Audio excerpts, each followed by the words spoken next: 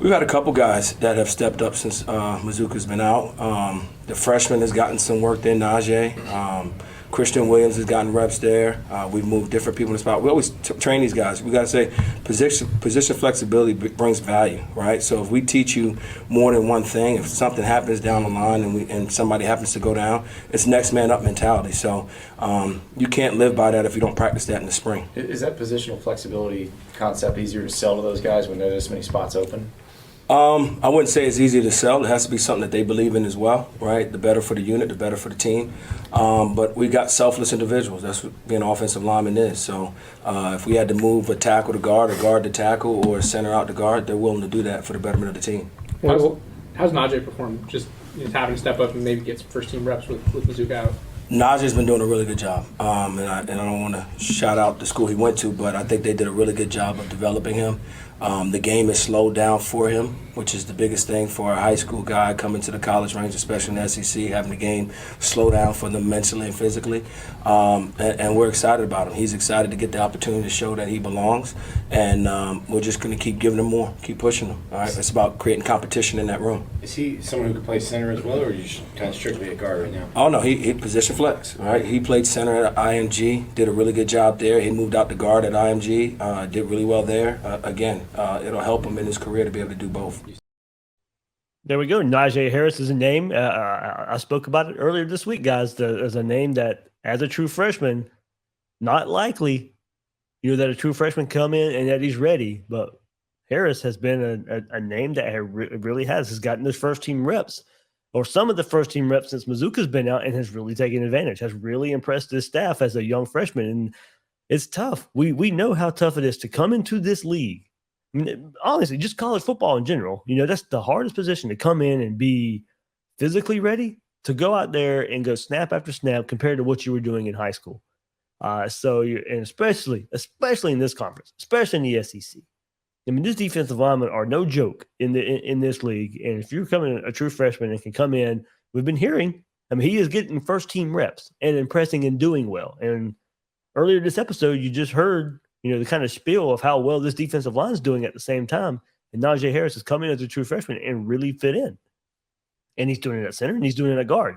I've been hearing mostly guard about where a lot of his success is coming from, but you heard the position versatility there. And you've heard that position versatility with a Jake Slaughter as well. As I was saying, he was getting some center snaps at the second scrimmage, and he's been playing guard as well. So, and it's really benefited for this group and for Florida. And not only just the versatility of center guard a bit, but guys being able to switch sides a bit. Sometimes it's not just as easy as, if he can play left guard, he can play right guard.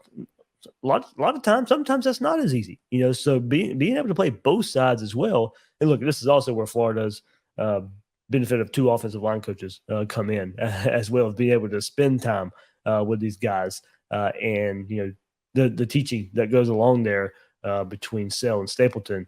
I think that's why you see this offensive line. And look, I'm expecting another jump from these guys as well. When we talk about the run game, you know what? I'll probably save that. We are going to talk about the run game a bit, but it's also on this offensive line to be a bit more consistent at the same time as it is these running backs. Really good jump last year. And this offensive line was a good offensive line last year. There's a step to be taken, and maybe so now because guys returning and you have some transfers coming in as well. And hey, Stapleton talked about these transfers, Keontae Goodwin, Damian George, and how vets like Richie Leonard, who we'll also hear from right here, are helping those guys adjust.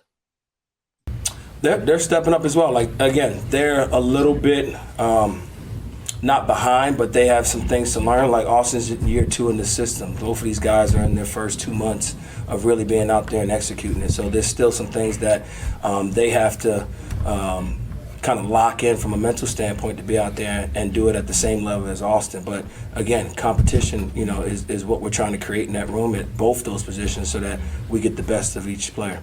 How much do you lean on a guy like Austin to try and help Keontae and Damian maybe take that step to, learning what they need to learn and then kind of really? Well, we're going to ride Kingsley. We're going to ride Austin. We're going to ride Richie Leonard. Like, those are the guys that been here with us, played some snaps, quality snaps for us. They know what the standard expectation is.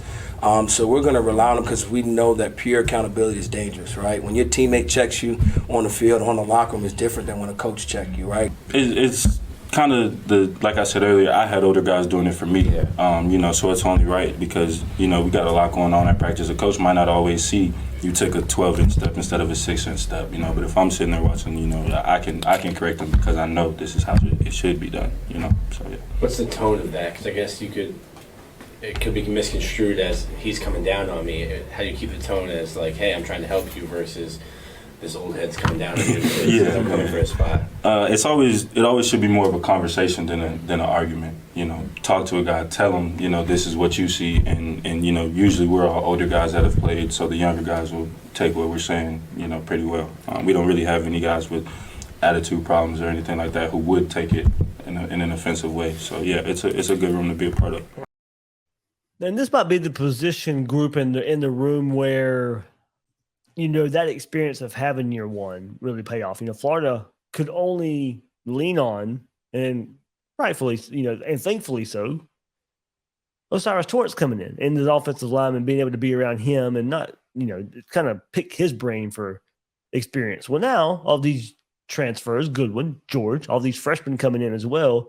Yeah, now as you heard Stapleton say, now they can go to Austin Barber, they can go to Richie Leonard, they can go to Kingsley Aguagan and pick their brains about this offense. And now these players can also share it with these players just on their own, being away from the coaches. You need that leadership. You need that leadership on a football team, especially in the early stages. And also for Florida, just trying to build upon what they did last year and just become a better team, dig out of this hole that they've been in the last couple of years. And it's been the first time that we could rely on an offensive line like we could last year and feel good about an offensive line last year. We want that to continue. And I do think that there's a good nucleus of players here from Austin Barber, Richie Leonard, who played a lot last year, may not have started, but did play a lot last year. Kingsley to go along with these these transfers who have some SEC experience, so that they're not hitting the ground, so green as the true freshmen are. So now you get to just the sharing of information, everything not being so new. And I really think it probably helps this position group a bit more just because of the transfers out that Florida had. And now you're bringing some transfers in, some new faces in that you don't necessarily want to have to rely on. But if a Najee Harris and a Kearney can come in right away and prove it, it's going to be a lot because of how they were treated and how they were led by this experienced group here. Want more Gators Breakdown? Join Gators Breakdown Plus. Starting at $3 a month, get access to unique episodes, plus a blog, chat room, giveaways, shout-outs, and more. Gators Breakdown Plus is furthering the interaction with fans and listeners like you. Head to gatorsbreakdown.supportingcast.fm to join Gators Breakdown Plus today.